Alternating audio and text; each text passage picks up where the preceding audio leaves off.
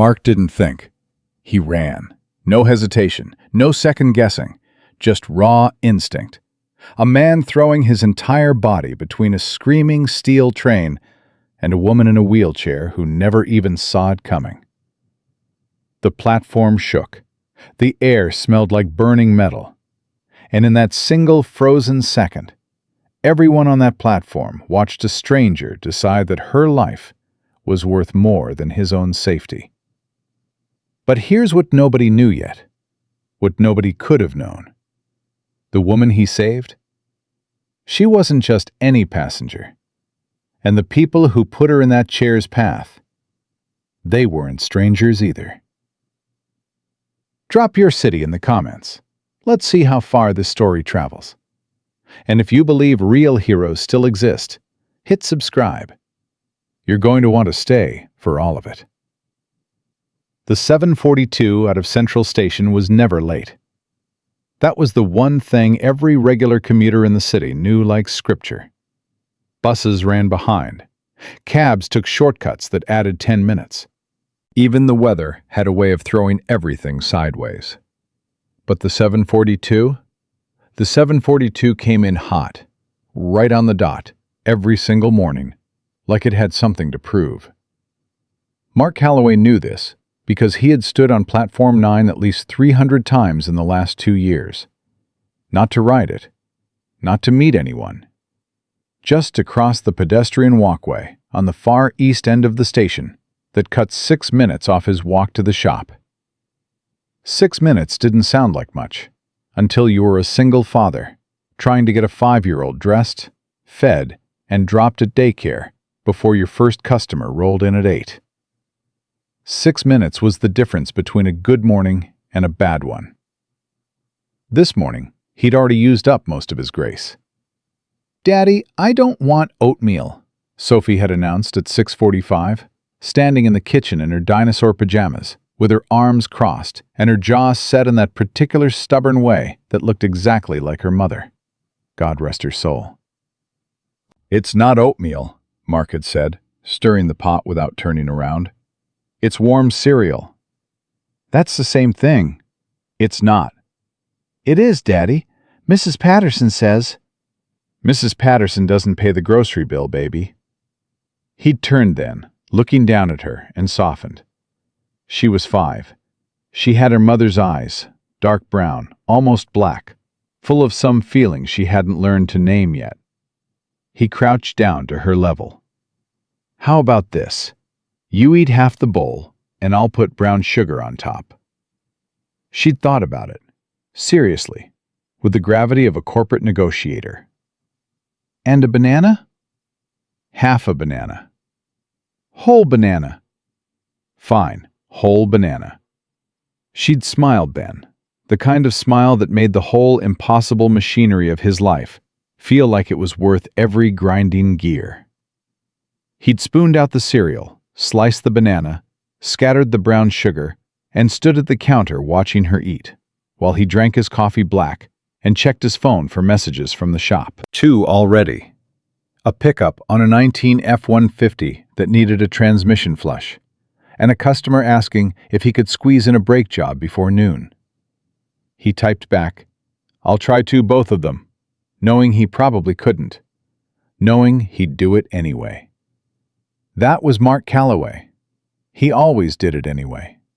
He dropped Sophie at Little Learner's daycare at 7:31. She ran in without looking back. She never looked back anymore, which his mother said was a sign of healthy attachment, and which secretly broke his heart just a little every time. He stood on the sidewalk for exactly 3 seconds, watching the door close behind her small backpack with a cartoon panda on it, and then he turned and walked. Fast, head down, work boots on the pavement.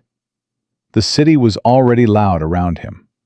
Delivery trucks backing into alleys, a guy on a bicycle weaving through a red light, pigeons scattering off a dumpster lid.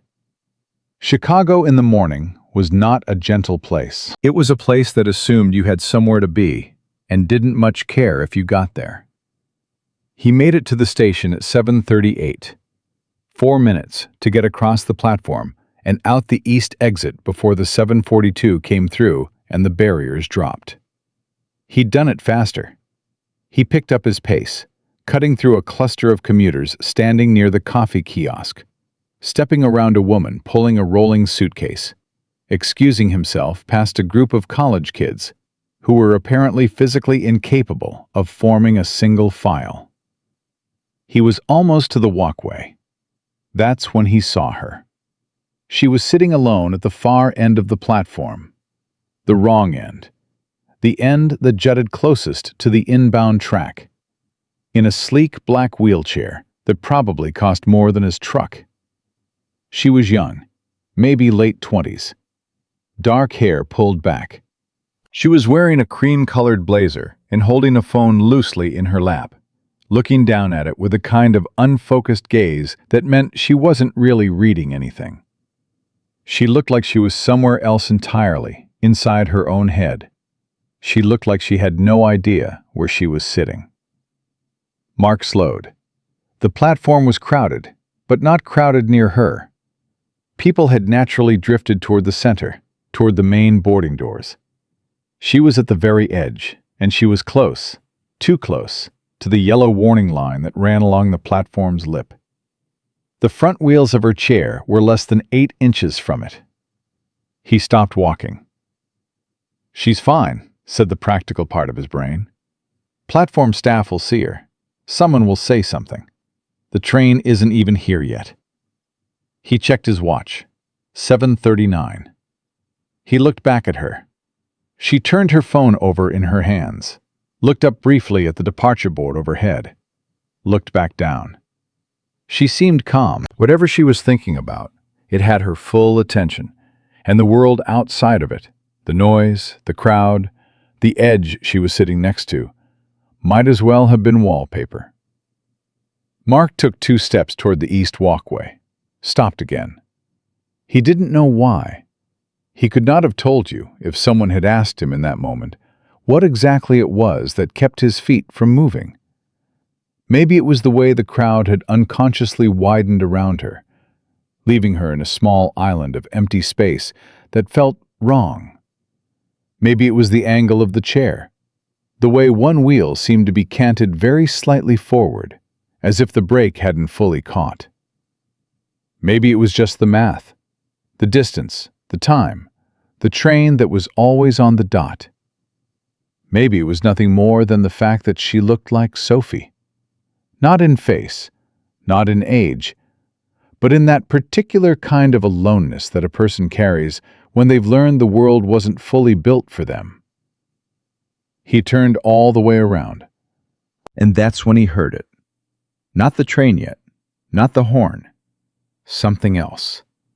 A sharp crack, mechanical, wrong, from somewhere at the far end of the platform. He looked toward it instinctively, and he saw the wheelchair begin to move. Not fast, not dramatically, just a slow, quiet, inexorable roll. The kind of movement that takes a second to register as dangerous because it looks so small. Like a shopping cart in a parking lot. Like a child's bike without a kickstand. Just a small drift, forward, toward the yellow line. She didn't feel it immediately. Her eyes were still down. Mark was already moving. He wasn't thinking hero. He wasn't thinking brave. He was thinking, catch it, the same way you think catch it when a glass slides off a countertop. Pure reflex. No theater. No moment of noble decision-making. Just his legs doing the math before his brain finished the equation. "Hey!" he shouted. Not at her. At everyone. At no one. At the air itself. "Hey, somebody!" The crowd nearest to him turned, saw what he saw. And in the way of crowds, they froze. Not out of cowardice, not entirely. Just the half-second paralysis that hits a person when the world suddenly runs faster than their ability to process it. Mark didn't freeze. He was running. Full sprint, dodging a man with a briefcase who stepped sideways at the wrong moment. Hurdling a rolling bag someone had left in the middle of the walkway. His work boots loud and flat on the platform tile. He was not a small man, 6'1", 210, with the kind of build that came from 20 years of lifting engines and not from any gym. And he was not graceful when he ran. But he was fast when he needed to be. Always had been.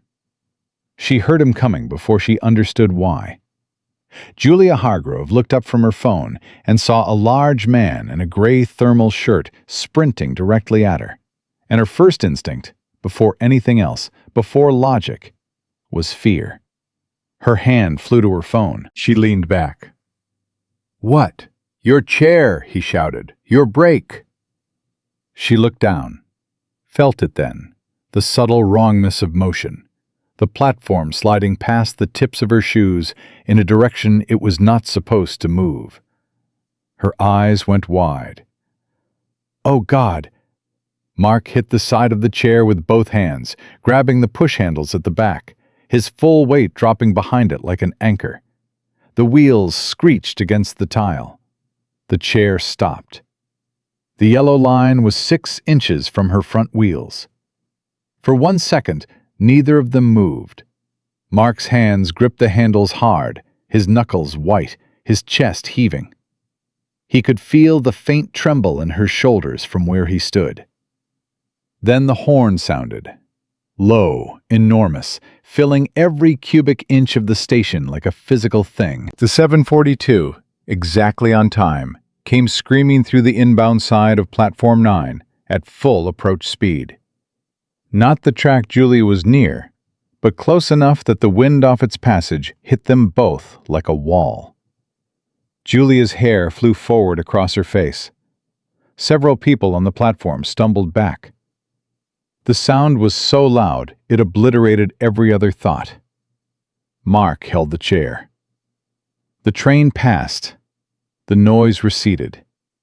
And then there was just the two of them, and the stunned silence of everyone around them, and Mark's hands still locked on the handles of her wheelchair, and the yellow line 6 inches away, and the smell of hot metal in the cold morning air. "Are you okay?" His voice was rough. He was still catching his breath. Julia didn't answer right away. She was looking at the track. Then she looked down at her wheels. Then she put her hand flat against her own chest, pressing against her sternum, like she was checking to make sure her heart was still in the right place. She stopped, swallowed. "Yes, I think. She turned her head back to look at him. "What happened to my brake?" "Mechanical release, probably the latch pin." He'd already reached down, examined it without thinking about it. Mechanic's reflex. "It's sheared. Clean brake. Could be a manufacturing defect, could be a stress fracture. I'd have to look closer." She stared at him. "You..." She shook her head slightly. "You just ran." "Yeah." "You ran across the entire platform." "Wasn't that far." "Sir, I watched you hurdle a carry-on suitcase." He almost smiled. Almost. "You okay? For real? Not just, I think." She took a breath, looked at her hands in her lap. They were shaking. Not violently. That fine, involuntary trembling that the body does when the adrenaline has nowhere left to go. "I'm scared," she said quietly, like it cost her something to say it. "That's the right answer," he said. "Being scared means your brain's working right." She looked up at him again, really looked at him this time, not at a stranger in a thermal shirt who had just appeared at her handles, but at his face. His jaw was set. His eyes were dark and steady. He had a small scar above his left eyebrow, old enough to be silver white against his skin. He looked like a man who had seen worse things than this and gotten up after all of them. "Thank you," she said. "Mark." He said it automatically, like it was muscle memory, like he'd spent years introducing himself in waiting rooms and pickup lines and daycare drop-offs, so it had just become the thing he led with. "Mark Calloway." "Julia," She paused. Hargrove. The name landed differently than he expected it to. He recognized it, and he could tell she was watching to see if he would. He didn't react. Her father's name was on 2 buildings in this city and the hospital wing, but she was sitting in a broken wheelchair on a platform at 7:43 in the morning, and her hands were still shaking, and none of the rest of it seemed relevant. Is there someone I should call? He asked. My driver was supposed to be here. Her voice tightened very slightly. He was supposed to be here. He was taking me to the office. He was going to park and come up to get me, and then he... She stopped. Her jaw shifted. He texted me that there was a parking issue, and I should wait for him near the east platform. Near the east platform. That's why I was all the way over here. That's why I wasn't near the boarding area. Mark was quiet for a moment. Is that normal? He asked. Him texting you to wait somewhere specific? No. The word came out flat. No, it's not. How long have you had this chair? 2 months. It was just delivered. Custom. And the brake pin breaking clean on a 2-month-old custom chair? I know, she said it very quietly. I know what you're not saying. He crouched down so they were level, looked at the latch pin again, close this time. Clean shear, no irregular stress fracture pattern, no fatigue wear. The kind of break that happened all at once, not over time. The kind that could be made to happen. He stood back up and looked at the platform around them. The crowd had mostly dispersed. The drama was over. The train was gone. Commuters had places to be. A few people lingered. An older couple near the coffee kiosk, watching with concern. A woman with a stroller. A man in a dark jacket, standing near the pillar at the far end of the platform, who had been there before and was still there now. Not watching them exactly, but not looking away either. Mark looked at him for a second. The man turned and walked toward the exit. Miss Hargrove. Mark kept his voice level. Do you have someone you can call right now? Not your driver, someone else. She was quiet for a moment. Then, my father. Call him. She didn't argue. She picked up her phone and dialed. Richard Hargrove answered on the second ring. Mark stood a respectful distance away, close enough to hear if he needed to, looking out at the now quiet platform. He thought about Sophie, eating her oatmeal. Thought about the brake job waiting for him at the shop. Thought about the man in the dark jacket who had walked away too calmly. He could hear Julia's voice behind him, low, controlled, trying to keep herself steady on the phone while her hands were still trembling. He could hear the exact moment her composure cracked, just barely, just for a second, when she said, Dad, I think someone tried to... And then she caught herself and pulled it back. Steadied her voice. Finished the sentence differently. He didn't turn around. That wasn't his business. She was safe. That was his business. That was the only business he'd had on this platform, and it was done. And now he needed to get to the shop. Mr. Calloway. He turned. She was holding the phone against her chest. Her father was still on the line, he could tell. The thin, tinny sound of a man talking urgently from a screen. But she was looking at Mark. He wants to talk to you, she said. Mark shook his head slowly. I really don't need... Please. She said it simply, without the performance of gratitude, without the social script. Just one word, direct, honest. The way someone says please when they mean it without decoration. He crossed back to her and took the phone. Hello? Who is this? Richard Hargrove's voice was not a question. It was a demand, delivered at the volume of a man who had spent 40 years issuing them. Mark Calloway. I work at a shop on Ridgeline. I was crossing the platform this morning. She says you stopped her chair. Yes, sir. From going off the edge. The brake failed. Yes, I caught it. There was a pause, a long one, the kind that felt like it had weight in it. Are you still with her right now? Yes. Do not leave her, Richard Hargrove said. I don't care what you have to do. Do not leave her until my security team gets there. I'm sending them now. 15 minutes. Sir, I have a business to— 15 minutes, he said again. Please. And in his voice, underneath the command, was the same raw thing that had been in his daughter's voice a moment ago. Not performance, not script, just fear. A father's fear, arriving 15 minutes too late to be useful, fighting to make itself useful now. Mark looked at Julia. She was watching him. He handed the phone back to her and said, "Tell him I'll be here." He called the shop while they waited. "Danny, it's me. I'm going to be late." "How late?" Danny, his part-timer, had the particular long-suffering voice of a man who had worked for Mark Calloway for 3 years.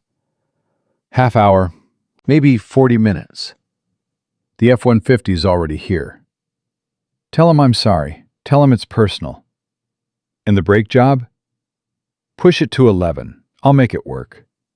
"You always say that." "And I always make it work." He paused. "Tell them I'm sorry. Seriously." He hung up and slid his phone back into his jacket pocket and stood beside Julia Hargrove's wheelchair on a quiet platform in the Chicago morning, watching the station move around them. "You didn't have to stay," she said. "Your father asked me to." "You didn't have to say yes." He didn't respond to that right away. Then, "You got kids, Miss Hargrove?" She glanced at him. "No. I got a daughter, 5 years old. She's got the same face she was born with. Same face she makes when she's tired, same face when she's scared, same face when she's happy." He paused. "Your father had that same voice. When he asked me to stay," he shrugged. "I got a daughter. I know that voice." Julia was quiet. Then she said, very softly, "He's going to try to give you money. That's his business. I'm telling you now, because he will. And you should know that it'll come from a real place. He means it. I know he does. But you're not going to take it." He looked at her. "How do you know that?" She considered him. The scar above his eyebrow. The grease that was still faintly under the edges of his fingernails, no matter how well he scrubbed. The way he'd crouched down to look at her brake pin before he'd thought to introduce himself. "Because you looked at my brake first," she said. "Most people would have asked if I was okay. You looked at the brake. You're the kind of man who fixes things, not the kind who collects for fixing them." He said nothing to that. She was right. But he said nothing. The security team arrived in 12 minutes. They were not subtle. 2 large men in tactical clothing, who moved through the station in a way that made everyone unconsciously step back. One of them spoke to Julia immediately, crouching in front of her chair, voice low. The other positioned himself facing outward, scanning. The lead one, he introduced himself as Torres, looked up at Mark. "You're Calloway." "Yeah." "Mr. Hargrove says to thank you." He already did. "He also says he'd like you to come by the office this week. Formally." Mark shook his head. "I got a shop to run." "He'll send the car." "I got my own truck." Torres looked at him, looked back at Julia, looked back at Mark. Something shifted in his expression. Not warmth exactly, but something adjacent to respect. "I'll pass that along." Mark looked down at Julia. She was looking up at him already. "Thank you," she said again. "For real this time." First time was real. First time was shock. This is— She stopped, looked at her hands in her lap. The trembling had mostly stopped. "This is real. Thank you, Mark." He nodded once. "Get somewhere safe," he said. "And get someone to look at every piece of equipment you use. Chair, car, elevator, everything." Her eyes held his. "I know," she said quietly. He believed her. He said goodbye to no one else, crossed to the east walkway, and walked out of the station into the sharp Chicago morning. He thought about the man in the dark jacket. He thought about a brake pin sheared clean on a 2-month-old custom chair. He thought about a driver who texted his passenger to move to the wrong end of the platform and then didn't show up. He walked faster. He needed to get to his shop. He had a brake job and a transmission flush, and a 5-year-old who was going to want to know what his day was like when he picked her up. And he was going to tell her it was fine. Everything was fine. Nothing happened. Because that's what you said. That's what you always said. Nothing happened, baby. Everything's fine. But in the part of his mind that didn't lie, even when his mouth did, the part that had learned to read broken things before they broke, that had spent 2 decades listening to the sounds machines made before they failed, something quiet and certain had lodged itself like a splinter. This wasn't over. Whatever had happened on Platform 9 this morning, whatever chain of events had arranged itself so that a woman in a broken wheelchair was alone at the edge of a track at 7:42 a.m., it was not an accident. And Julia Hargrove, for all her composure, for all her steadiness on that phone call, for all the money and security teams and power of her father's name, she knew it too. He could see it in her eyes when she said, "I know." Not the "I know" of someone who had figured something out. The "I know" of someone who had already known and was terrified of what that meant. He just didn't know yet that knowing would make him a target too. Mark got to the shop at 8:17. Danny was leaning against the front bay door with a coffee cup and the particular expression of a man who had already decided not to ask questions. He handed Mark a second cup without a word, which was one of the reasons Mark had kept him around for 3 years, despite the fact that he showed up exactly 4 minutes late every single morning, without exception. "F-150's in Bay 1, Danny said. "I see it." "Customer's name is Briggs. He's pretty friendly? I was going to say insistent." "I'll handle it." Mark took a long pull of the coffee and set it on the workbench.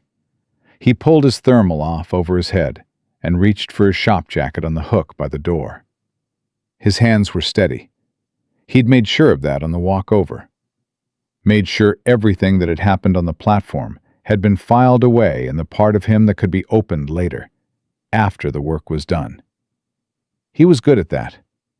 He'd had to get good at it. He'd learned it the year Sophie's mother got sick. You filed things. You worked. You came back to the hard things after, when you had time to hold them properly. He picked up the clipboard with the service ticket for the F-150. His phone buzzed. He glanced at it. Unknown number. He let it ring out and tucked the phone back in his pocket. It buzzed again 30 seconds later. He turned to Danny. "You give my number to anyone this morning?" Danny looked at him. "No? Why?" "Unknown number, calling twice." "Could be a customer. You're listed on the website." "Yeah." He stared at the phone for a second. Then he answered it. "Calloway Auto." There was a brief pause, the kind that told you the person on the other end had been ready for voicemail and was recalibrating. Then a man's voice, older, controlled. The same voice that had said 15 minutes on the phone at the station. "Mr. Calloway, this is Richard Hargrove." Mark leaned against the workbench and crossed one arm over his chest. "You got my number fast. I have resources." "I know you do, Mr. Hargrove. What can I do for you?" "I'd like to come to your shop." "Sir, I told your man Torres. I know what you told Torres. I'm not sending a car. I'm asking if I can come myself." Another pause. "I want to look you in the eye and shake your hand. That's all. I won't take up more than 20 minutes of your time. I understand you run a small business, and time is money." Mark was quiet for a moment. Through the open bay door, he could see a blue F-150 waiting patiently, and behind it the street, and beyond that, the city, doing what it always did, moving, grinding, not particularly caring about any one man's morning. "You know where I am?" he said. "Yes." 20 minutes, Mark said. "I mean that." 20 minutes, Hargrove said. "Thank you." He hung up and looked at Danny, who had been making an extremely unconvincing show of checking inventory on the opposite side of the bay. "Not a word," Mark said. "I didn't say anything." "I can hear you thinking." "I'm not thinking anything." "Good." Mark picked up his wrench. "Go see if Mr. Briggs wants more coffee." Richard Hargrove arrived 45 minutes later, not 20, which told Mark something about the kind of man he was. The kind for whom time was an aspiration that other people's realities kept adjusting. He came in a black car that parked too neatly at the curb, and he walked through the front door of Calloway Auto with the careful step of a man who hadn't been inside a working garage in a very long time and wasn't entirely sure of the terrain. He was in his late 60s, gray at the temples, silver at the crown. He wore a dark coat that probably cost more than Mark's truck payment. His face had the particular architecture of a man who had been handsome once and had aged into something more than that. Not softer, exactly, but deeper. The kind of face that had been through things. He looked at Mark across the floor of the shop, and something in his jaw tightened briefly, like he was swallowing something. "Mr. Calloway." "Mr. Hargrove?" Mark wiped his hands on a shop rag and stepped forward. Didn't put his hand out first. Waited. Hargrove crossed the floor and extended his right hand, and Mark shook it. Firm. Dry. The shake of a man who'd done a lot of business and knew that the first handshake told you something. "I'll cut to it," Hargrove said. "You saved my daughter's life this morning." "I stopped a chair." "Don't do that." Hargrove's voice didn't rise. It didn't need to. There was something in the low register of it that had probably stopped a lot of rooms. "You and I both know what you stopped. Don't minimize it to make me feel better." Mark looked at him. "I wasn't minimizing it to make you feel better." Hargrove studied him for a moment. Then something in his expression shifted. Not softer, but more honest. "Fair enough." He put his hands in his coat pockets. "I want to compensate you." "I figured you did." "Before you say no, Mr. Hargrove, just hear me." The older man's voice had something under it now. A roughness. The kind that came from a sleepless morning and a phone call from a daughter who'd almost died. "I've written a lot of checks in my life. Some of them were business. Some of them were strategy. This one would be neither. I'm not trying to manage you. I'm not trying to own what happened. I just..." He stopped, pressed his lips together. "I have one daughter. One. And she was sitting at the edge of that platform this morning, and I was in a board meeting 20 blocks away, and I didn't know." His voice didn't break, but it bent, just slightly, just enough. "I need to do something. You understand? I need there to be something I can do." Mark was quiet for a long moment. He understood that feeling better than he wanted to. He understood the particular helplessness of being the parent who wasn't there, who got the call, who arrived after, who stood in the place where the terrible thing almost happened and tried to make their hands useful. He'd stood in enough hospital waiting rooms to know that feeling from the inside. "I appreciate what you're trying to do," Mark said. "I do. And I'm not turning it down to make a point.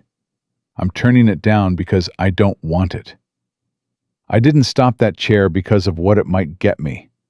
If I start acting like it was a transaction, it changes what it was." He paused. "I don't want it to be something different than what it was." Richard Hargrove looked at him for a long moment. "My daughter said you'd say something like that," he said. "Smart woman. The smartest person I know." He said it without any hedging, without the faint condescension that sometimes crept into the way powerful fathers talked about their children's intelligence. He said it like a fact, flat and certain.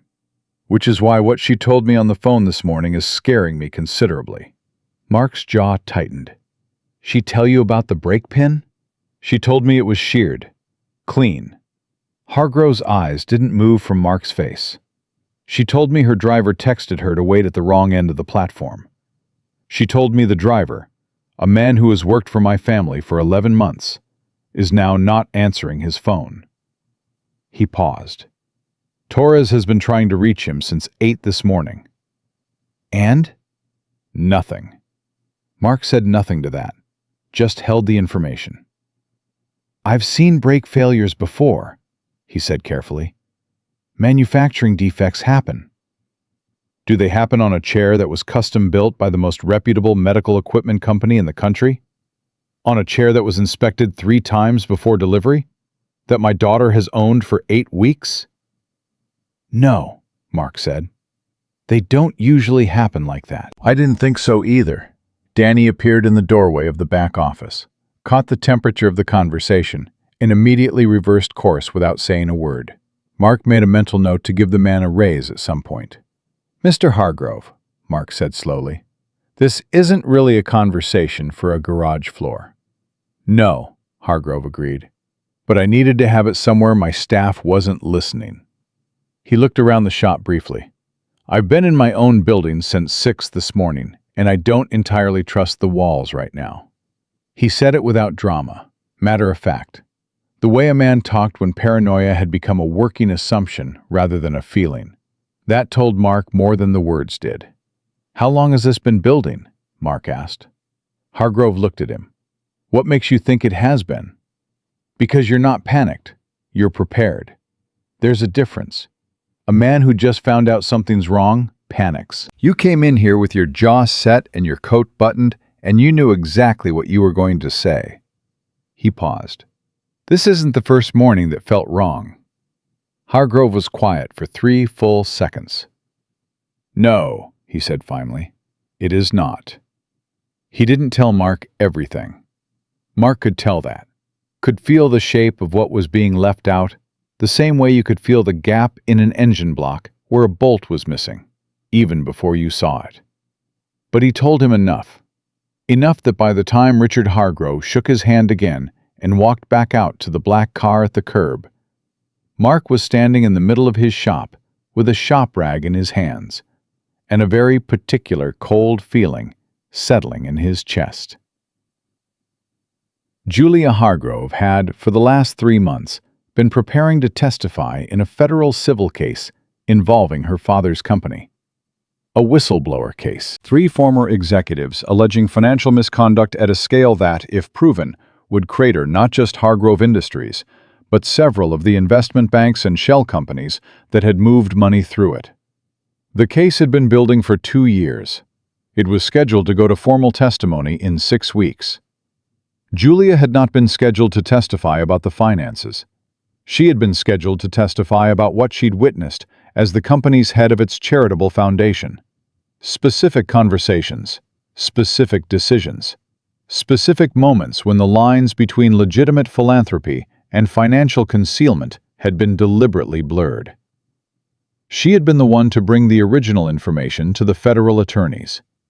She had been, for all practical purposes, the reason the case existed. And 3 days ago, one of the attorneys on the other side, a man representing the former executives who stood to lose the most, had privately told Richard Hargrove's legal team that his clients would consider a settlement. The settlement offer had included a clause, quiet, buried in language, that Julia would not testify. Hargrove had refused. That was 3 days ago. This morning, his daughter's wheelchair had rolled toward a train. Mark stood very still in his shop. He was not a detective. He was not a lawyer. He was not a man with resources or connections or any particular understanding of how federal civil litigation worked. He was a mechanic in a shop on Ridgeline Avenue with a 5-year-old daughter and a brake job at 11. But he was a man who fixed things for a living. And he knew, with the absolute certainty of someone who had spent 20 years reading the evidence that machines left behind, that this was not a brake failure. This was a message. And Julia Hargrove had understood that before she even called her father. That's what she'd meant on the platform. That's what I know had meant. Not that she'd figured it out. That she'd already lived with the possibility of it for 3 days, and now the possibility had become something else entirely. He picked up his phone and called her number. Hargrove had given it to him before he left. In case, the man had said. Just in case. It rang twice. Mr. Calloway. Her voice was steady. She'd had time to reconstruct herself since the platform. But he could hear the effort in the steadiness, the way you could hear a man's breathing change under weight. Are you somewhere safe right now? He asked. I'm at my father's office. Torres is outside the door. Good. He paused. I talked to your father. I know. He called me after. A beat. He likes you. He doesn't know me. He knows enough.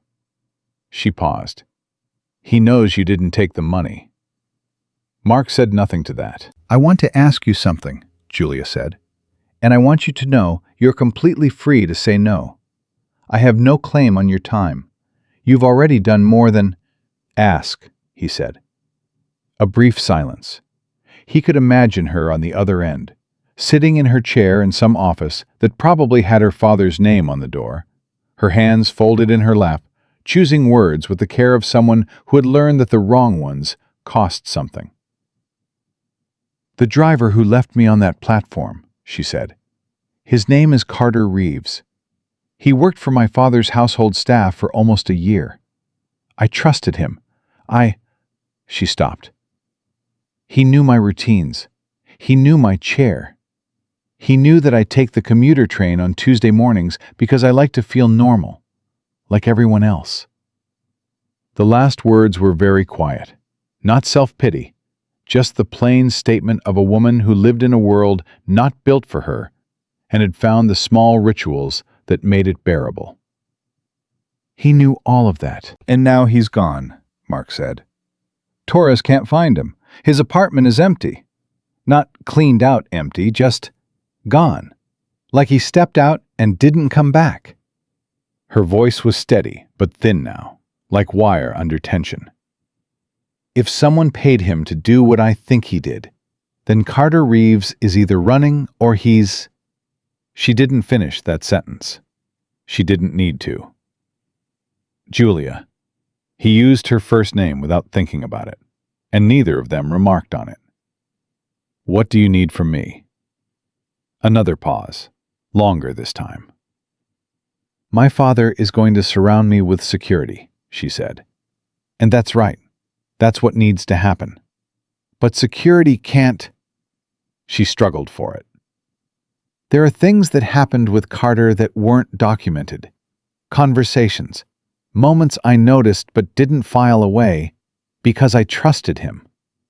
Her voice tightened.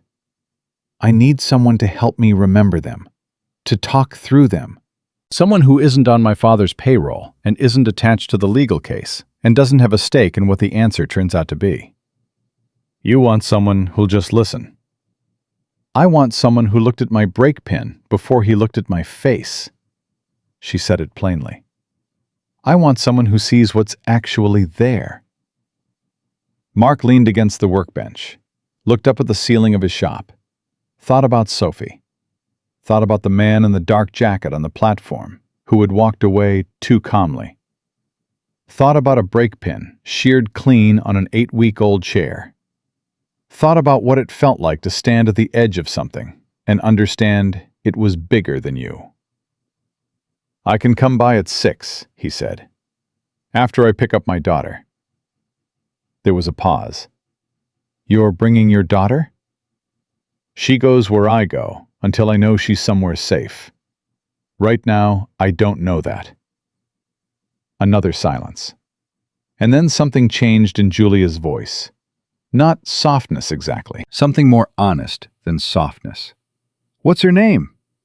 Sophie. Does she like books? He almost smiled. More than anything. I have an entire shelf of children's books in my office. I keep them for when my foundation partners bring their kids to meetings. A pause. She'll be fine here, Mark. I know she will, he said. 6 o'clock. He hung up and stood in his shop and let the morning settle around him. The smell of oil and metal and the cold draft from the open bay door. Danny's voice somewhere in the back talking to a customer. The city going about its business outside like nothing had happened at all. He had a F-150 to finish, a brake job at 11, a little girl to pick up at 4:30 who was going to want to know every detail of his day in that insistent, joyful way she had of making him account for his hours. And at 6 o'clock, he was going to walk into a billionaire's office building with his daughter on his hip and sit across from a woman who had almost died this morning and help her remember the shape of the danger that was still out there. He picked up his wrench. He got to work. That was the only thing he knew how to do when the world came apart at the seams. He found the broken thing, and he fixed it. And he didn't stop until the job was done. He'd learned that a long time ago. Long before the shop. Long before Sophie. Long before the terrible education of losing someone you loved and finding out that the world kept moving anyway. Indifferent and relentless. And the only answer to that was to keep moving with it. You kept moving. You did the work in front of you. And when 6 o'clock came, you showed up. He picked Sophie up at 4:30 on the dot. She came out of Little Learners with her panda backpack bouncing and a painting in her hand that she held at arm's length the way you'd carry something precious and still wet, which it was. A red and yellow shape that she informed him was a lion, though it bore a closer resemblance to a sunrise over a parking lot. He told her it was the best lion he'd ever seen. She told him she knew. They stopped at the taqueria on Maple because it was Tuesday, and Tuesday was Taco Tuesday. And that was a rule Sophie had established at age 4 and enforced with the consistency of a federal statute. He watched her eat 1.5 tacos with the focused intensity of someone who took food seriously. And he drank his water and thought about what he was going to tell her about where they were going. "We're making a stop tonight before we go home," he said. She looked up. "Where?" "A lady's office. Someone I met this morning." "Is she nice?" He thought about Julia on the phone. She'll be fine here, Mark. The way she'd asked about Sophie's name. The shelf of children's books she kept in her office for other people's kids. "Yeah," he said. "I think she is." "Does she have snacks?" "I have no idea." Sophie considered this with the gravity the question deserved. "I'll bring my lion painting," she decided, "in case she needs it."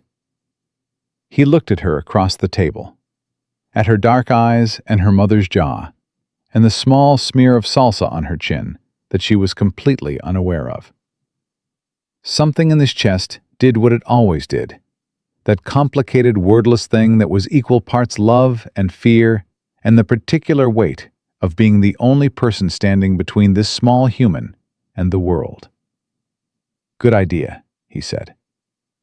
The Hargrove building was on Michigan Avenue, 42 stories of glass and steel that reflected the evening sky in a way that was probably intentional. Sophie pressed her face against the truck window as he pulled up and said, "Daddy, it's shiny," with a reverence usually reserved for aquariums and birthday cakes. Torres met them in the lobby. He was not a man who softened easily. Mark had already established that. But when Sophie looked up at him from the lobby floor and said, "You're very tall," in a tone of pure scientific observation. Something in Torres's face briefly did something that might have been a smile. "8th floor," he told Mark. "Miss Hargrove is expecting you." The elevator was the kind that moved without you feeling it move, which Sophie found philosophically troubling. "How do we know it's working?" she whispered, gripping Mark's hand. "We're going up," he said. "But how do we know?" "Watch the numbers." She watched the numbers. 7. 8. The doors opened. She seemed satisfied. Julia's office was not what Mark expected, which he supposed meant he'd been expecting something else. The cold glass and chrome aesthetic of power for its own sake. It was nothing like that. It was full of things that had been used, not cluttered, but lived in. Books on every shelf, real ones with cracked spines. A drafting table against one wall covered in papers. A large window that looked out over the city, and on the sill, 3 small plants that were not decorative, that had dirt under their leaves, and the slightly imperfect look of things that someone was genuinely trying to keep alive. Julia was behind her desk when they came in. She rolled out from behind it immediately, not waiting, not performing a reception, just moving toward them with the directness that Mark had already come to recognize as just how she operated. She stopped a few feet away and looked at Sophie. Sophie looked back at her with the frank, unembarrassed curiosity of a 5-year-old encountering a wheelchair for the first time up close. Mark watched her do the calculation in real time. The looking, the processing, the landing on the thing that actually mattered. "I brought you my lion," Sophie announced, holding up the painting. Julia looked at it seriously. "Is this a lion?" "It's my lion. I made him today. He's brave." "I can see that." Julia took it carefully with both hands and looked at it the way you looked at something that had been offered in genuine good faith, which meant it deserved genuine attention. "What's his name?" Sophie frowned. She clearly hadn't considered this yet. "Steve," she decided. "Steve is a great name for a lion." "I know." Sophie looked around the office and spotted the bookshelf immediately, the way children spotted books in a room, the way adults spotted exits. She looked back at Julia. "Do you have an elephant and piggy book?" "I have 4 of them." Sophie turned to Mark with an expression that clearly communicated, "I like her." Then she walked to the bookshelf with the confidence of someone who'd been invited. Julia looked at Mark. He looked at her. "She's wonderful," Julia said quietly. "She really is." Julia moved back toward her desk, and Mark took the chair across from it. A real chair, not the artful kind. And for a moment, neither of them said anything. And it wasn't uncomfortable. It was the silence of 2 people who both understood what this conversation was going to cost, and were taking a second before it started. From the bookshelf, Sophie's voice, narrating something to herself softly. "Tell me about Carter," Mark said. Julia folded her hands on the desk. "He came with good references. 3 years at another household, letter of recommendation from a senator's chief of staff. My father's HR ran him through their standard process." She paused. "He was good at his job.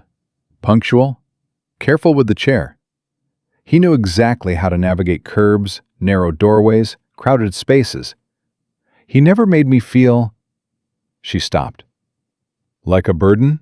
Mark said. She held his gaze for a second. "Like a liability.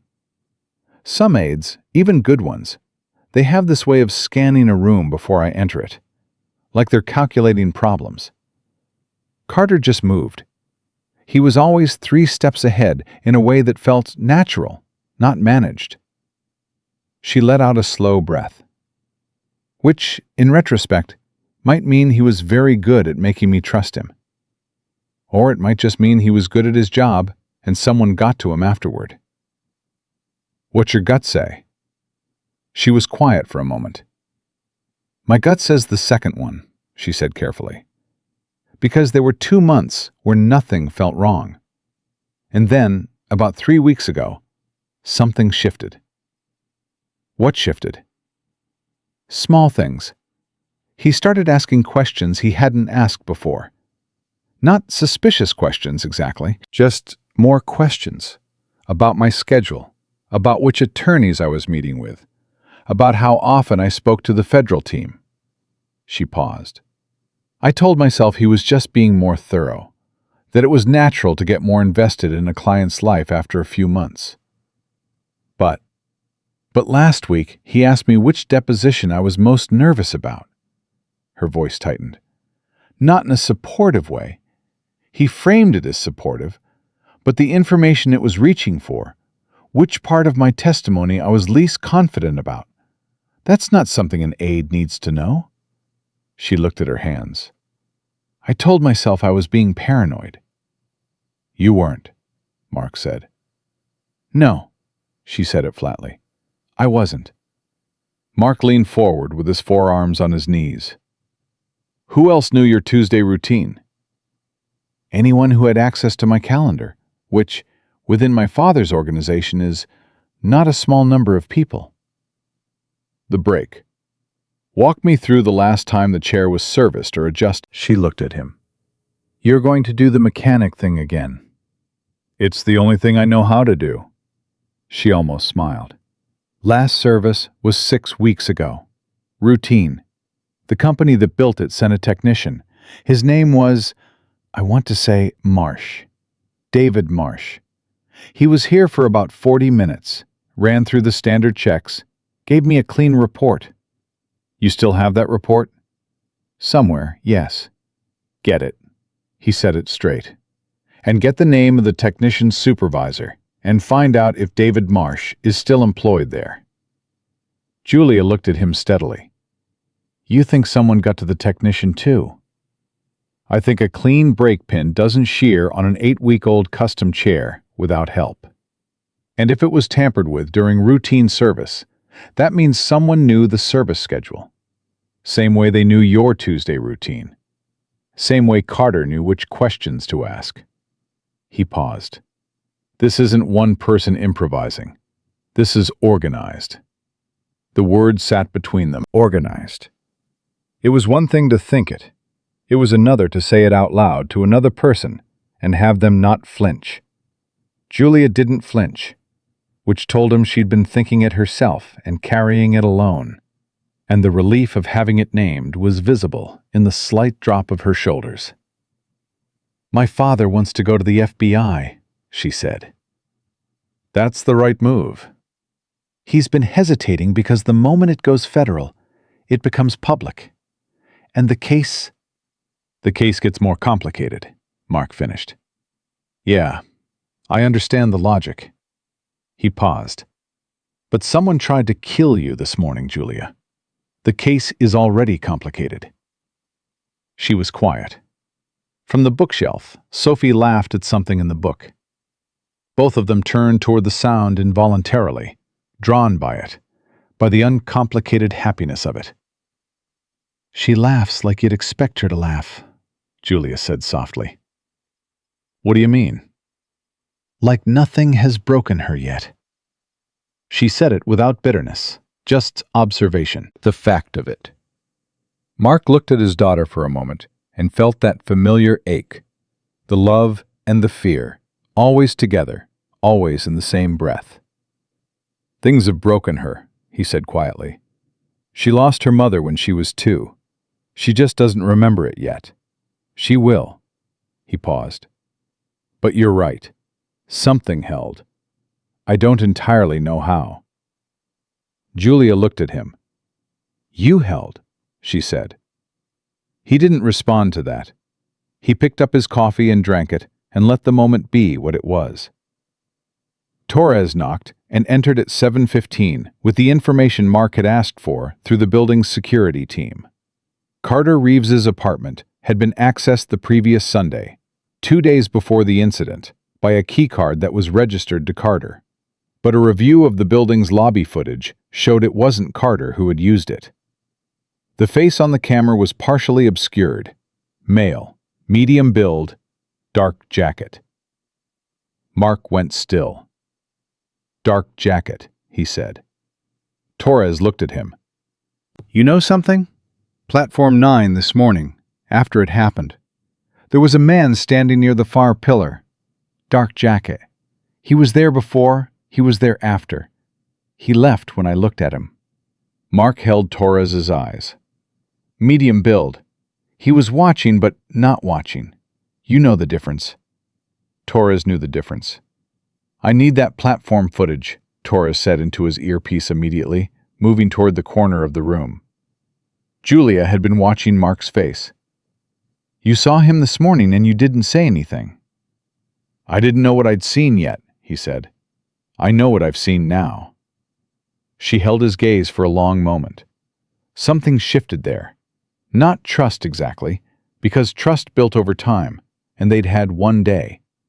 But the beginning of it.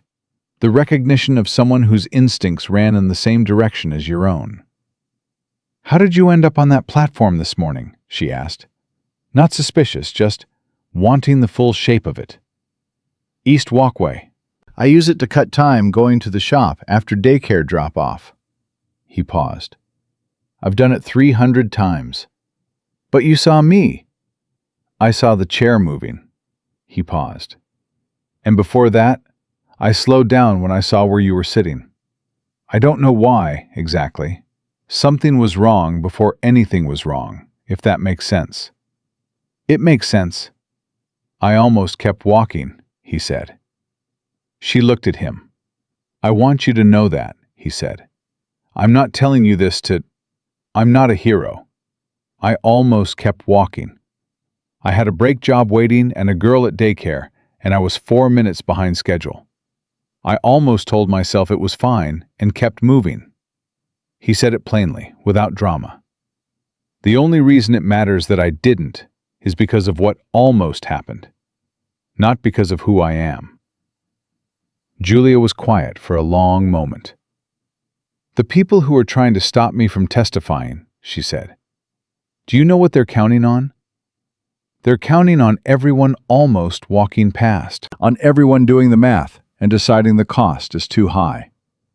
She paused.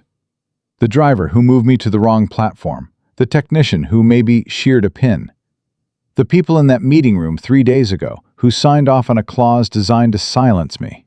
They're all betting on people deciding it isn't their problem.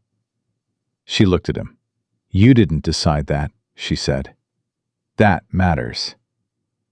I'm still just a mechanic. Yes, she said. You are. And she said it like it was not a diminishment, like it was exactly the point. They stayed until almost 8:30. Sophie fell asleep on the office sofa under a throw blanket that Julia produced from a cabinet with the practical efficiency of someone who kept things on hand because she'd learned the world was full of moments that needed a blanket. Mark sat with his elbows on his knees and went through everything Julia could remember. Dates, names, small details she'd dismissed.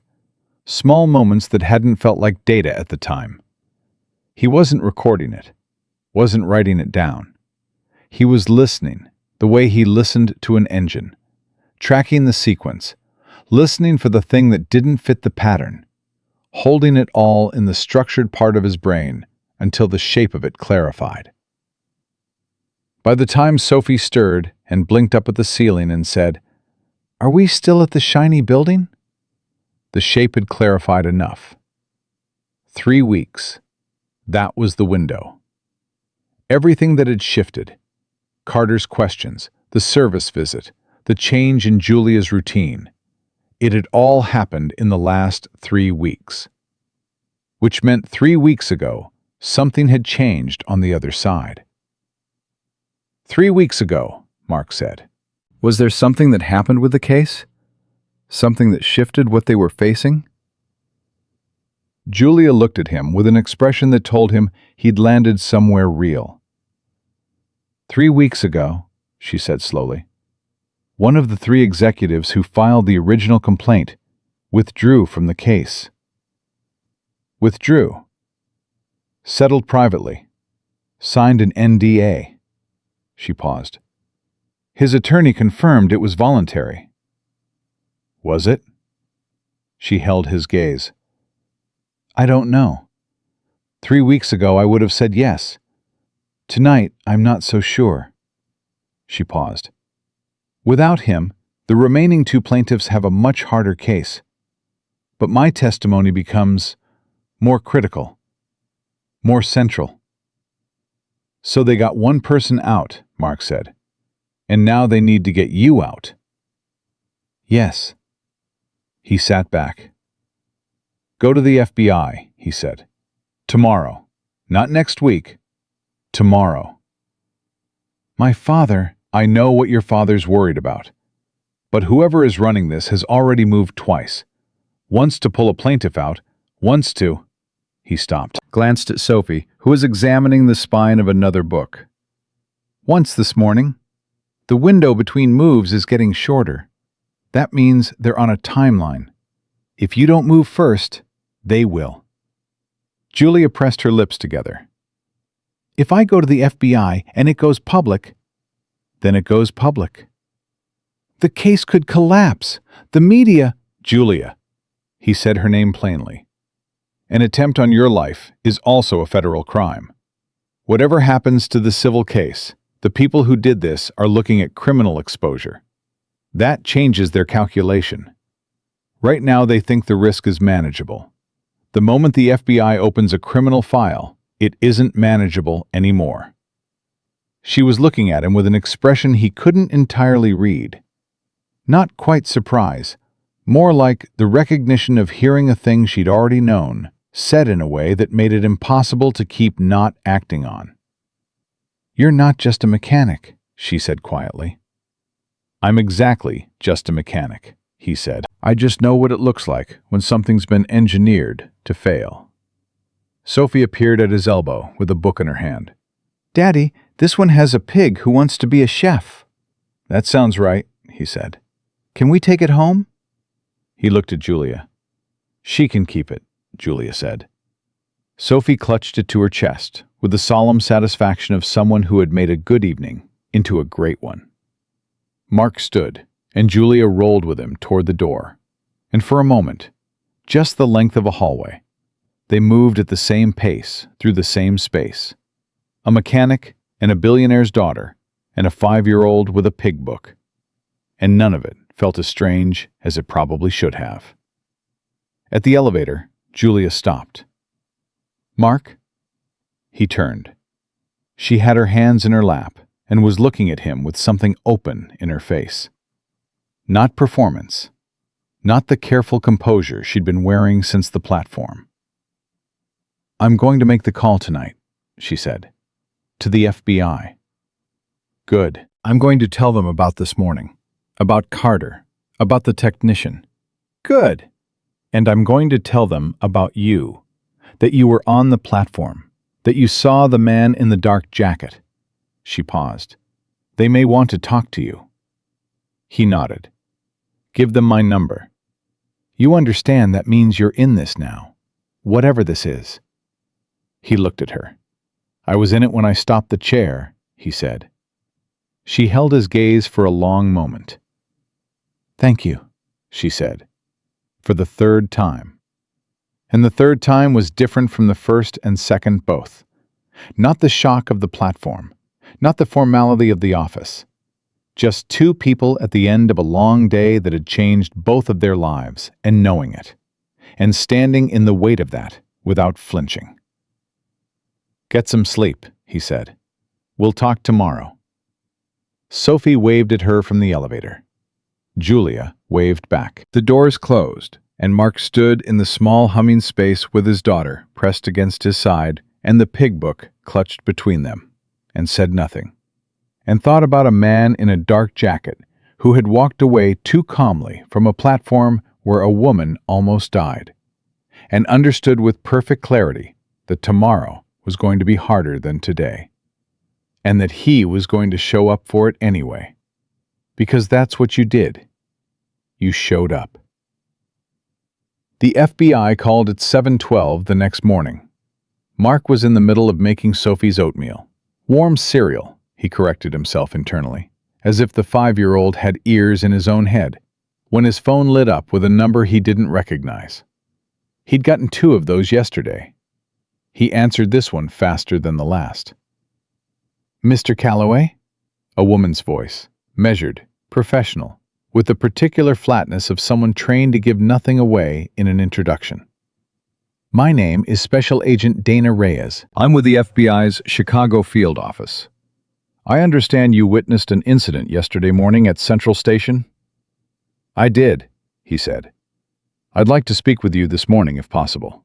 In person." He looked at the pot, looked at Sophie's bedroom door, still closed. "I open my shop at 8. I can come to you." "How long?" "An hour, maybe less." He turned the heat down under the pot. "Come at 8:30. Bay door on the south side." She arrived at 8:20, which told him she was the kind of person who arrived early and then waited so as not to seem eager, which also told him something. She was compact, somewhere in her late 30s, with dark eyes that moved around the shop in the automatic, cataloging way of someone for whom observation was occupational. She had a partner, younger, male, who introduced himself as Agent Fisk, and then positioned himself slightly behind and to the left of her, which was either training or deference. Mark suspected both. "Thanks for making time," Reyes said. "Julia Hargrove asked me to." He handed her a coffee from the machine in the break room. She took it without comment, which he respected. "What do you need from me?" "Walk me through yesterday morning. Everything you remember. Start before you got to the platform." He did. All of it. He was precise the way he was precise about service records. Not embellished, not minimized, just the sequence as it happened. The time. The chair. The break. The horn. The crowd's stillness. The man in the dark jacket at the far pillar. When he got to the man in the dark jacket, Reyes's pen stopped moving over her notepad. "Describe him again," she said. "Medium build, 5'10", maybe 5'11", dark jacket, not a suit jacket, more like a field jacket, hood down. He was standing near the support pillar at the east end of the platform, partially turned away from us, but oriented so he had a clear line of sight." "How long was he there?" "He was there when I ran to the chair. He was still there after. He left when I looked directly at him. Not fast, not a run, a deliberate walk, like someone who had finished what they came to do." Reyes looked at Fisk. Something passed between them that Mark wasn't supposed to read, but did anyway. "You have platform footage?" he said. "We're working on it," Reyes said. "Torres, Miss Hargrove's security director. He requested it yesterday evening." "We're aware." She looked back at him. "Mr. Calloway, how did you come to be at Julia Hargrove's office last night?" "She asked me to come. Her father gave me her number." "And the nature of that meeting?" "She wanted to talk through what she remembered about her driver, Carter Reeves. She trusted me to listen without an agenda." He paused. "I'm not attached to her father's legal team. I'm not a witness in the case. I had no stake in what she told me." "And what did she tell you?" He held Reyes's gaze for a moment. "I think you should ask her that directly. It's her information." Reyes studied him. "You're protective of her."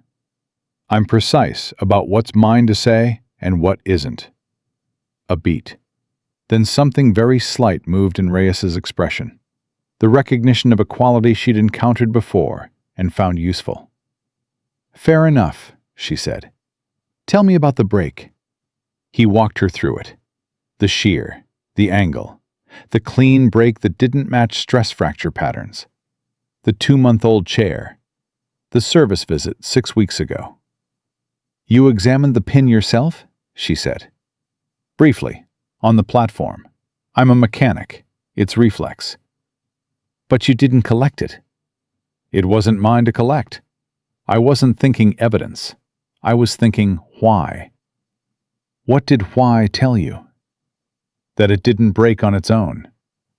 Fisk wrote something, Reyes drank her coffee. "Mr. Calloway," she said, "I'm going to ask you something directly, and I'd like a direct answer." "All right. Are you planning to stay involved in this situation?" He thought about it honestly, the way she'd asked it. Not as a warning, not as a threat, but as a real question that deserved a real answer. "That's not entirely up to me," he said. "I saw what I saw. You may need me to identify someone. Miss Hargrove may need— I don't know what she needs yet. But I'm not going to manufacture distance that isn't there because it'd be cleaner. It would be significantly safer. I understand that. These are not people who leave loose ends, Mr. Calloway. Carter Reeves is still missing. The technician who serviced that chair, David Marsh. We located him this morning." Something in her tone had changed, just barely. "Located him," Mark said. "He's in Cook County General. He was found last night in the parking structure 2 blocks from his apartment. Blunt force trauma. He's alive.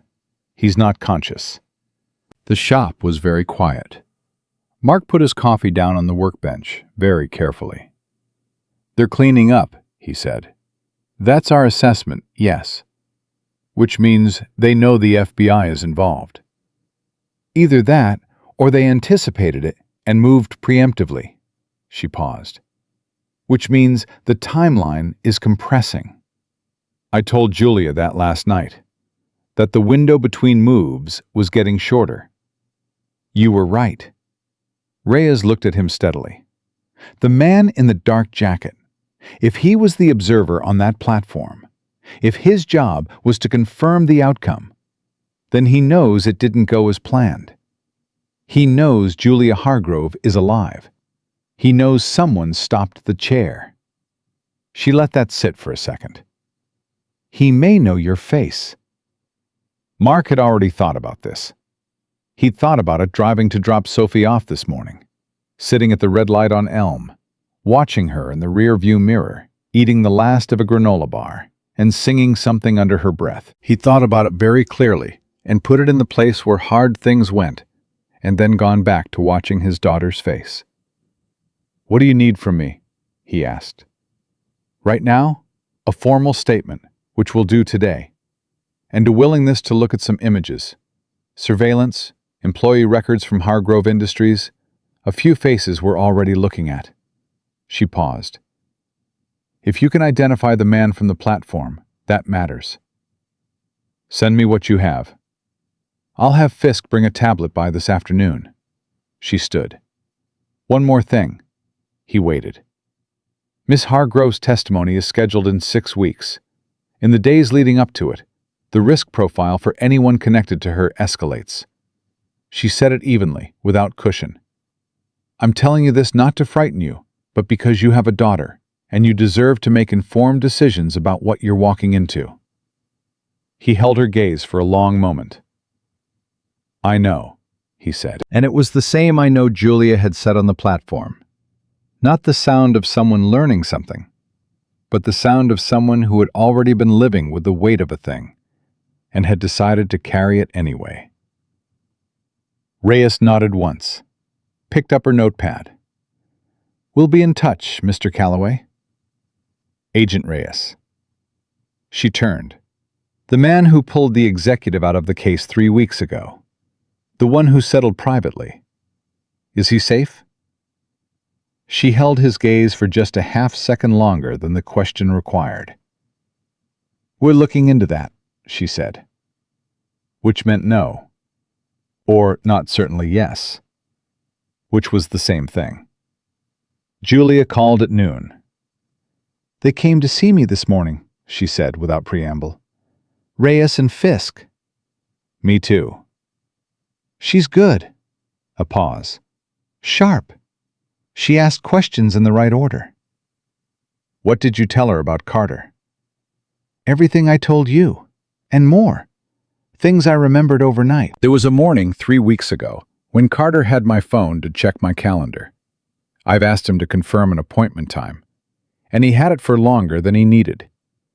I thought he was just reading slowly. Her voice was careful, reconstructing. I think he was copying something. Numbers. Contacts. Which contacts? The federal team. The attorneys I've been working with on the testimony. A pause. If they have those numbers, they know who I've been talking to. How often?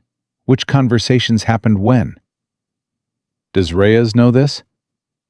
I told her this morning. She's already looking at whether anyone on the federal team was approached. Mark was quiet for a moment. He was in the break room, door closed, Danny handling a walk-in out front. The sounds of the shop came through muffled and ordinary. The air gun, the radio, someone's car pulling in off the street. All of it normal. All of it entirely separate from the conversation he was having. Julia, he said, are you somewhere with security right now? My father's house. He basically ordered me here last night after I called the FBI. Torres has 4 people on the property. Good. Stay there today. I had 3 meetings. Cancel them. A pause. He could feel the resistance in the silence.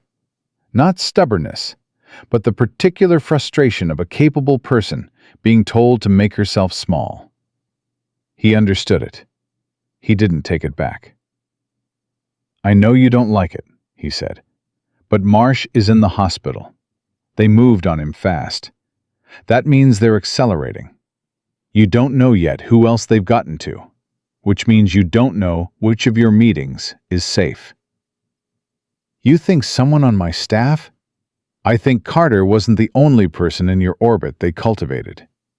I think that took time and money and planning. That's not a one-person operation. The silence on her end was different this time. The kind that came from something landing. How do you think like this? She said quietly.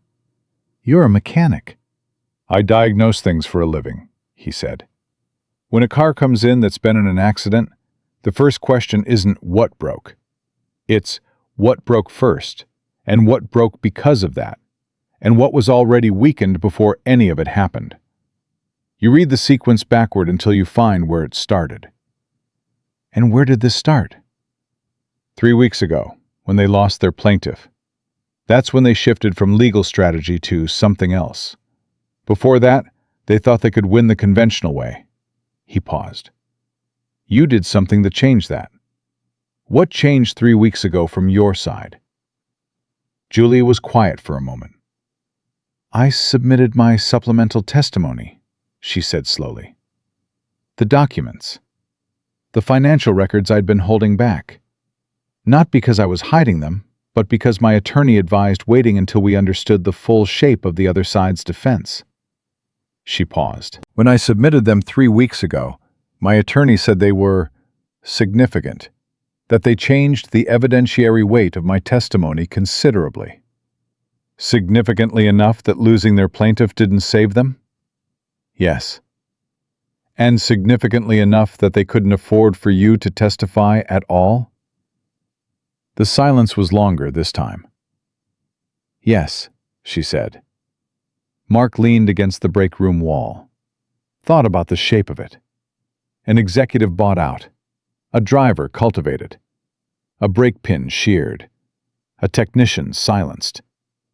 All of it designed not to stop a court case, but to remove the one person whose testimony made the case unwinnable.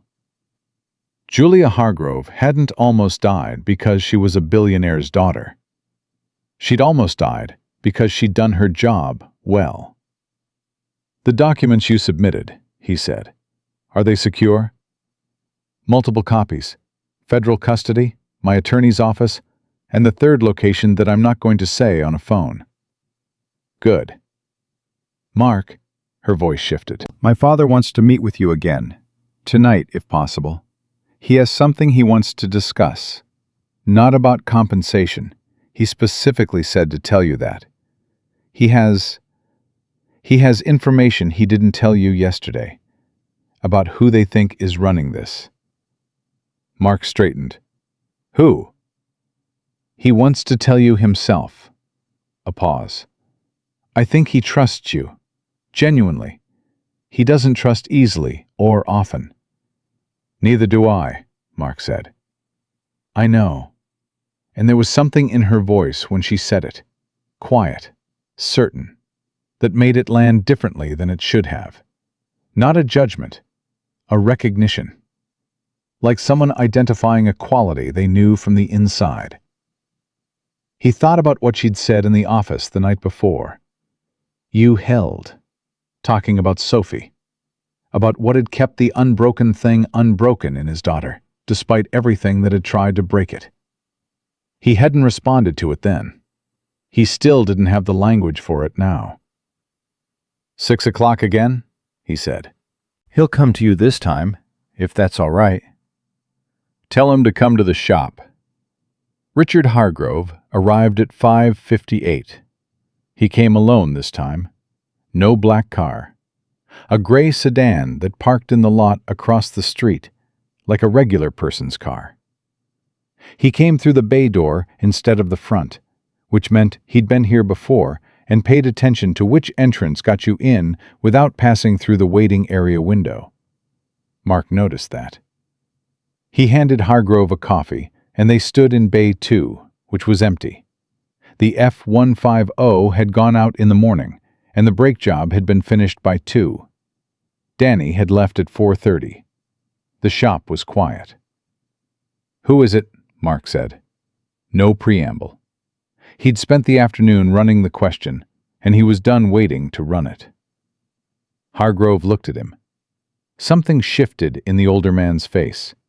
The particular look of a person who had been carrying a name for a long time and was about to put it down. His name is Gerald Price, Hargrove said. He's the managing partner of Hargrove Industries' primary legal counsel. He's been our firm's attorney for 17 years. Mark was still. Your own lawyer, he said. He also serves on the board of 2 of the investment banks named in the case, privately, through holding companies. Hargrove's jaw was set. I didn't know this until 48 hours ago. My financial team found it, buried 3 layers deep. He's exposed if Julia testifies. He loses everything if she testifies. Hargrove's voice was controlled, but barely. 17 years. He's been in my office. He's been in my home. He sat at my daughter's charity gala last spring and... He stopped, pressed his lips together. He sent flowers when Julia was first diagnosed, 4 years ago. He wrote me a handwritten note. His voice went tight at the end of that sentence. I kept it. Mark said nothing. There was nothing useful to say. He had access to everything, Hargrove continued. The legal strategy, Julia's schedule, the names of the federal attorneys, the service contracts for the household. He paused. Including, presumably, the medical equipment company that built Julia's chair and its service schedule. Did you tell Reyes? This morning. 45 minutes after I told you just now is the order I chose to do it in. Mark looked at him. Why tell me first? Hargrove put his coffee down on the workbench and turned to face him fully. He was a man who stood straight when things were hard. You could see it, the deliberate posture, the squared shoulders of someone who had trained himself against the impulse to fold. Because you asked the right question yesterday, he said, about how long this had been building. You read me correctly, and nobody does that quickly. Not in my world. Not with me. He paused. And because what I need right now is not another person with a stake in the outcome. I have enough of those. What I need is someone who will tell me what's actually in front of me. I'm a mechanic, Mark said. For the 3rd time in 2 days he'd said it. Each time it felt more like an argument he was losing. You're a man who fixed things when they broke and didn't ask for anything back, Hargrove said. Do you know how rare that is? In my world, everyone asks for something back. Everyone. He paused. You told me yesterday you didn't take payment because you didn't want to change what the thing was. I've been thinking about that since I left here. He looked at Mark steadily. I'd like to not change what this is either. Whatever this is. You, coming by at 6 o'clock because my daughter asked. Listening. Thinking about break pins and timelines. Just doing it because it's in front of you. And what do you want from me tonight? Mark said. Price knows Julia is alive. He knows the FBI is involved now. Reyes's visit this morning will have gotten back to him within hours. His circle is inside my organization. His voice was flat and certain. He is going to move again. I don't know how, I don't know when. But he has one play left that makes sense, and it's Julia's testimony itself. Not her before the testimony, but the day of. The location, the transport, the moment she's most exposed. Mark felt the cold settle in his chest again. 6 weeks. 6 weeks. Hargrove held his gaze. Reyes has a plan. She's told me the outlines, but she was very clear that it depends on Price not knowing the plan has changed. He paused. Which means I cannot brief my own staff. I cannot use my own security team's full infrastructure. I cannot run this through any channel that Price has had access to. He looked at Mark. I need one person outside all of that. One person with no connection to my world who can be somewhere on a day I'll tell you about, and be ready. Ready for what, exactly? To do what you did on Platform 9, Hargrove said quietly. See what's actually there. Be present, and not walk past it. The shop was very quiet. Mark thought about Sophie in her bed right now, probably already asleep. The pig book from Julia's office on her nightstand, because she'd insisted on taking it to bed with her. He thought about a 5-year-old girl who had no idea her father was standing in a garage having this conversation. He thought about everything he was responsible for, and everything that responsibility was telling him to do right now, which was to set his coffee down and shake this man's hand and say, I'm sorry, this isn't my fight. He thought about the man in the dark jacket who might know his face, who might know by now where his shop was, who might have been told by a lawyer with 17 years of access that there was a mechanic on Ridgeline who had been in Julia Hargrove's office last night. He thought about Sophie's face in the rear-view mirror this morning, eating the last of a granola bar, singing something under her breath. Tell me the date, Mark said. Hargrove told him. Mark picked up his coffee. I'll be there, he said.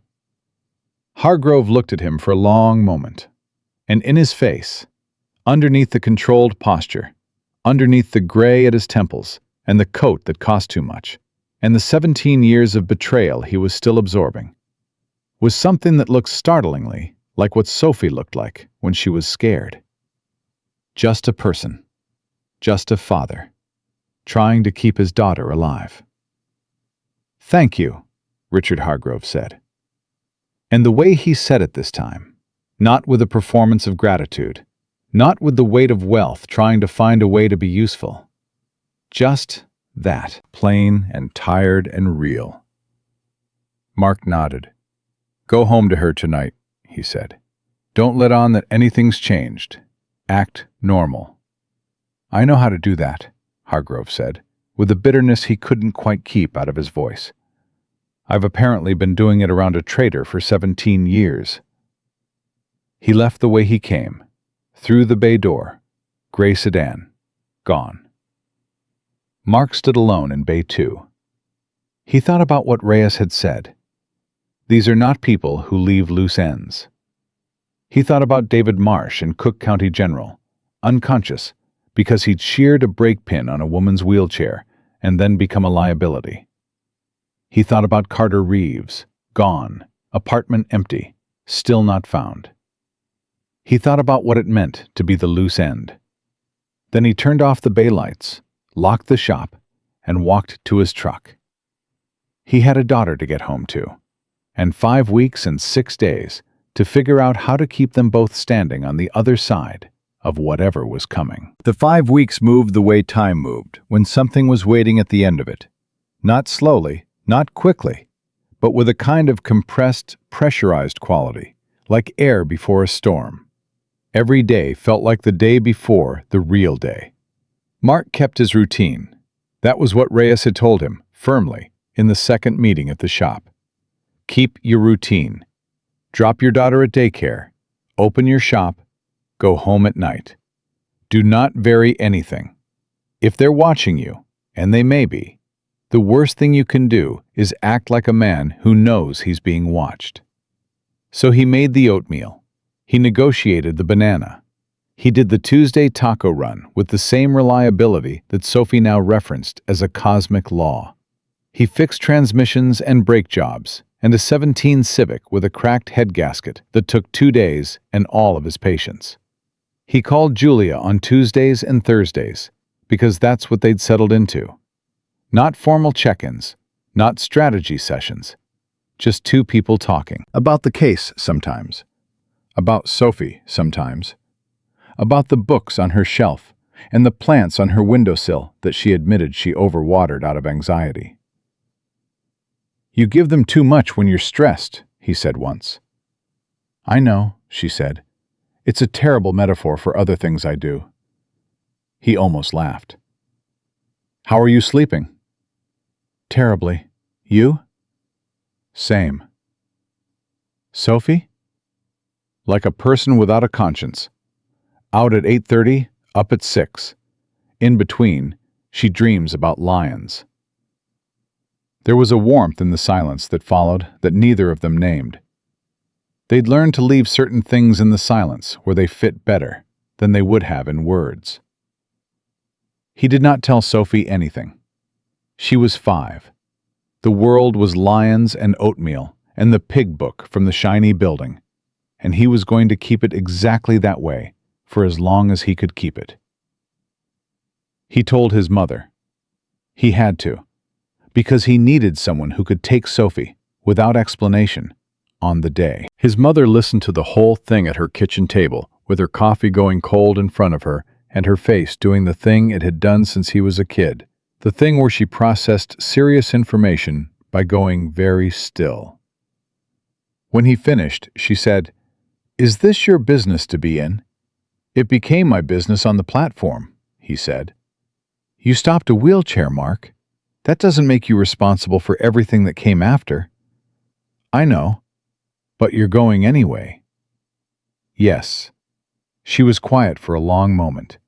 Then she reached across the table and put her hand over his the way she'd done when he was 12 and scared of something, and said, "Bring Sophie by the night before. I'll keep her as long as you need." He squeezed her hand. Didn't say anything. Didn't need to. 3 days before the testimony, Reyes called him. "Carter Reeves," she said. "We found him." Something tightened in Mark's chest. "Alive?" "Alive. He's in Memphis. He ran. He didn't flip." He was paid to move Julia to that platform, and told it was just to buy time for a conversation. That someone needed to speak with her privately and didn't want security interference. He said he didn't know about the break. A pause. "I believe him, partly." "Partly?" He knew something was wrong. He just convinced himself it wasn't his problem. Her voice was even, but something under it wasn't. He took the money and left before he had to find out what he'd done. Mark thought about that for a moment. The specific cowardice of it. The way a person could construct a wall between an action and its consequence, if they really needed to. If the money was enough. If the other option was too hard. "What happens to him?" he said. "That's not decided yet. He's cooperating. That matters." Reyes paused. "He gave us 3 names. People between him and Price. We're working the chain." Another pause. Mark, the day after tomorrow, you understand that Price doesn't know we know about him. As far as his information tells him, he's still invisible. He still has access to pieces of Hargrove's operational planning. He thinks he knows the route, the time, the building Julia's testimony will be given in. But he doesn't. He has what we let him have. Reyes's voice had an edge to it that Mark recognized. The focused, cold clarity of a person who had been building towards something for a long time and could finally see the finish line. We changed the route yesterday. Real route goes through a different entrance, different vehicle, different time. What Price has is a decoy. She paused. But we need the decoy to be convincing. We need him to send whoever he sends to the location he thinks she'll be. And then you take them. And then we take them. And through them, we take Price. She was quiet for a second. I need you at the real location, Mark, not the decoy. The building on Wacker where the testimony actually happens. Torres will have Julia. I'll have agents on the decoy. But I want someone at the real entrance who is not in a federal vest, who does not have a badge, who looks like a person who just happens to be standing there. Someone who knows what a man who is watching but not watching looks like. You want me to be the person nobody looks at, he said. You're a mechanic from Ridgeline Avenue, she said. Nobody's going to look at you. He thought about Hargrove saying the same thing 5 weeks ago in different words. Be somewhere, be present, see what's actually there. What time? He said. She told him. The morning of the testimony was a Tuesday. He made Sophie's oatmeal, which she now called warm cereal, with the confidence of a convert. He put in the brown sugar and the whole banana, and he watched her eat it. And he stayed at the table a few minutes longer than he usually did. Sophie, who was perceptive about his moods in the way that children who had grown up as someone's only anchor tended to be, looked up from her bowl and studied his face. You have your thinking look, she said. I'm always thinking. No, you have your thinking look, different from your regular thinking. He looked at her. What does my thinking look like? She scrunched up her face and stared into the middle distance with an expression of exaggerated gravity that was apparently his face. He laughed. He couldn't help it. You're a piece of work, he told her. You always say that. Because it's always true. He reached across and straightened the collar of her jacket. Grandma's picking you up today instead of me. You're going to stay at her house tonight. Why? Daddy has something to do. What? He looked at her dark eyes, her mother's jaw, the small person who was the reason for every choice he made and the weight behind every instinct he'd followed since the moment she was born. Remember the lady from the shiny building? He said. Sophie's expression brightened immediately. Julia, the one who gave me Steve and the pig book. That's the one. She needs some help today, so I'm going to be there. Sophie absorbed this with 5-year-old simplicity, because for her, the logic was perfectly sound. Julia had given her a lion and a pig book. Of course her father was going to help her. Of course that was what happened. Tell her Steve is doing good, Sophie said, and went back to her banana. He held that moment for a long time afterward. The pure, uncomplicated certainty of it. Tell her Steve is doing good. As if everything else was just logistics. He dropped her at his mother's on the way.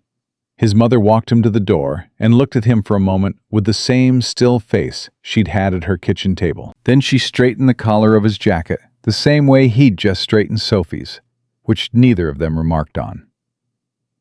Come home, she said. That's the plan, he said. He was at the Wacker building at 7:45, 90 minutes before the testimony was scheduled to begin. He wore his gray thermal shirt and his work jacket and his boots. He bought a coffee from the cart across the street and stood on the north side of the entrance and drank it slowly, like a man waiting for someone. Torres texted him at 8:01. Vehicle 20 minutes out. The decoy vehicle, a black SUV with 2 agents and an empty seat, had left from the south address 20 minutes ago, heading for the building on Clark that Price believed was the location. Reyes had 3 teams on that building. She had 2 agents in the lobby of the Wacker building. She had Mark on the street. At 8:17, a gray sedan pulled to the curb half a block north.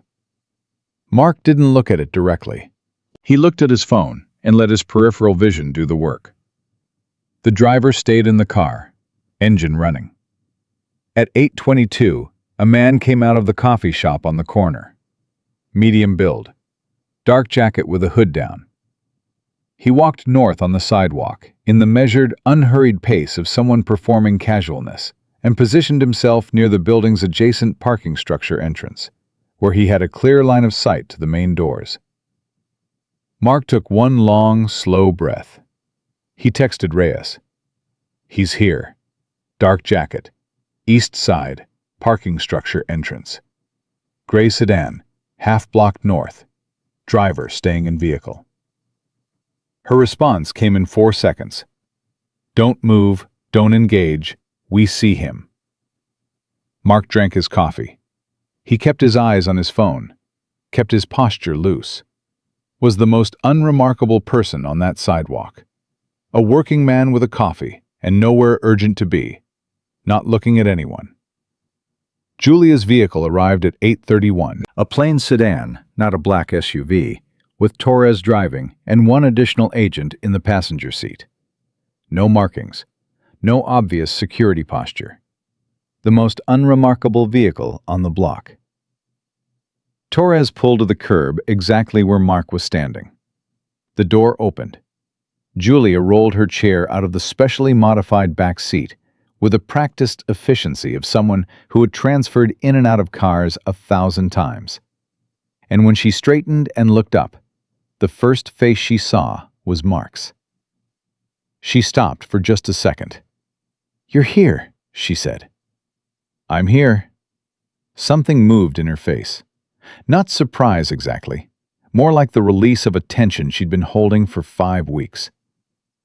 She looked at him the way people looked at a thing they'd been hoping was true and weren't quite sure of until they saw it with their own eyes.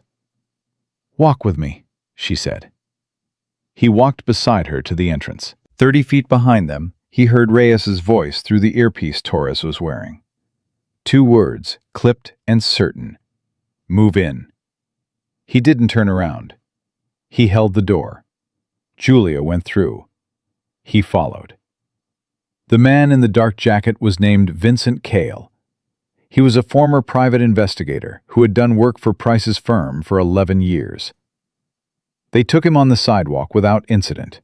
Or that's what Reyes told Mark afterward, in the lobby, while Torres stood with Julia at the far end near the elevators, and the building filled quietly with attorneys and federal officers, and the ordinary machinery of justice making itself ready. Gerald Price was arrested at his office at 9:15, while Julia was in the middle of her opening deposition statement. Reyes sent Mark a 1-line text. "He's in custody." That was all. Mark sat in the lobby for 3 hours while it happened. There was nothing for him to do.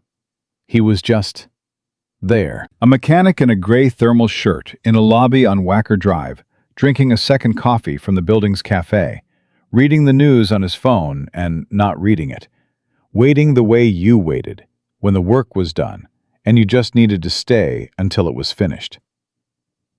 Julia came out at 11:47.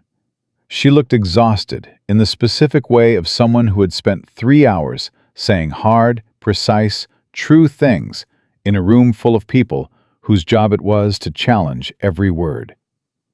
Her eyes were tired, but something else was in them, something clear. The look of a person who had done the thing they'd been building toward and found out they could do it. Torres was behind her, 2 agents flanking. The building was secure, the threat was neutralized, and there was no reason left for Mark to be standing in this lobby. He stood up anyway. Julia stopped in front of him. "How'd it go?" he said. She looked at him for a moment. "I said everything I came to say." A pause. "All of it. Every document, every conversation, every moment I watched the lines get crossed and told myself it wasn't my place to say anything." Her voice was steady, but her jaw was tight. "I said all of it." "Good." "They tried to stop me from saying it. Not in there. In there they were professional. But the 5 weeks before, the platform, all of it. They tried to make it so I never made it to that room." She paused. "And I made it." "You made it," he said. "We made it." She looked at him directly. "Don't do that thing where you say I did it alone." He almost smiled. "I wasn't going to." "Yes, you were. I know your face by now." He thought about Sophie at his mother's house, probably driving her grandmother gently insane with questions and negotiations over snack choices, entirely unaware that her father was standing in a lobby on Wacker Drive, having this conversation. He thought about the platform 5 weeks ago, the yellow line, the 6 inches, the moment he'd almost kept walking. "My daughter said to tell you Steve is doing good," he said. Julia blinked. Then something broke in her face. Not sorrow, not exactly. Something softer and more honest. The kind of smile that arrived because it couldn't help itself. "Tell her I'm glad," she said. "Tell her Steve sounds like a lion who makes good decisions." "She'll take that seriously." "I hope she does." Torres cleared his throat very softly. Julia glanced at him. Glanced back at Mark. "My father wants to have dinner," she said. "This week. Not about the case, not about—" She paused. "Just dinner. He'd like you to bring Sophie." Mark looked at her. "Julia." "I know. You're going to say you don't need anything from us." "That's not what I was going to say." She waited. "I was going to say yes," he said. "If Sophie can pick the restaurant." Julia looked at him for a long moment, and what was in her face then? What moved through her expression in the way that real things moved, without performance, without management, was the full, complicated, uncatalogued weight of 5 weeks of fear and endurance and unlikely trust, arriving all at once at a place it hadn't expected to arrive. "She can pick the restaurant," Julia said. "Then yes." Torres got them out of the building at noon. Mark watched the sedan pull into traffic and stood on the sidewalk for a moment in the cold, clear Chicago air, alone, his coffee long gone cold, the city doing what it always did around him. He called his mother. "It's done," he said. "Come get your daughter," his mother said. "She reorganized my kitchen. I'll be there in an hour." He walked to where he'd parked the truck, sat in it for a moment before he started it. Let the quiet be what it was. He thought about Gerald Price in a federal holding room. 17 years of access and betrayal collapsing around him. He thought about Carter Reeves in Memphis, building his cooperation statement, carrying the weight of the thing he'd almost walked past doing something about. He thought about David Marsh in Cook County General, still recovering, but conscious now, Reyes had told him last week. He thought about the executive who'd been quietly pressured out of the case, whose attorney had already been contacted by the federal team. He thought about all the people who had almost not been enough. And then he started the truck and pulled out into traffic and drove north toward his mother's house, where a 5-year-old girl was waiting with his mother's reorganized kitchen and a lion painting named Steve and the absolute unshakable certainty that her father was coming. He was always coming.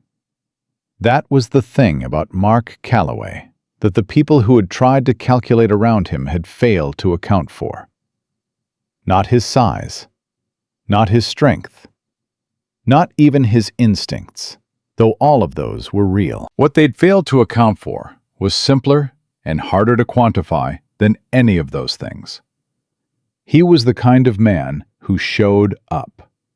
On a platform at 7:42 when he was 4 minutes behind schedule. In a lobby on Wacker Drive when there was nothing left for him to do but be present. In a shop on Ridgeline Avenue when a father with a gray sedan needed someone with no stake in the outcome to tell him what was actually in front of him. He showed up because it was in front of him, because someone needed it, because the alternative, the calculating, the walking past, the decision that it wasn't his problem, was not something he knew how to choose. Not since Sophie.